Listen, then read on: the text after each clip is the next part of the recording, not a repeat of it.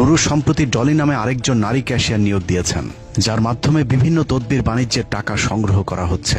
ডলি এখন দলের গুরুত্বপূর্ণ ভূমিকা পালন করছেন, তবে তার এই অর্জনের জন্য তাকে অনেক কিছু বিসর্জন দিতে হয়েছে। ডলি, হ্যাঁ ডলি চট্টগ্রামের মেয়ে, এবং সে কোন আসন থেকে, চট্টগ্রামের কোন আসন থেকে জানি প্রার্থী হয়েছিল গণ অধিকার থেকে। ওই মেয়েটা 15 দিন বিপিনুরের বাসায় ছিল, এটা রাজসাক্ষী আমি। এই মেয়েটা চট্টগ্রামে আপনার ঠিক একেবারে প্রথম যুব অধিকার পরিষদের কমিটি আনি আমি ঢাকা থেকে, এবং ওই মেয়েটা আমার সাথে ছিল জুনিয়র, ঠিক আছে।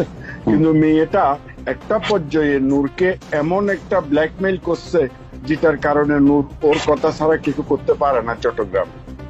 আচ্ছা, 15 দিন ওর বাসায় ছিল। এই কথাটা আমরা 2-3 জনে জানি। নারীবাজি, দখল এবং চাঁদা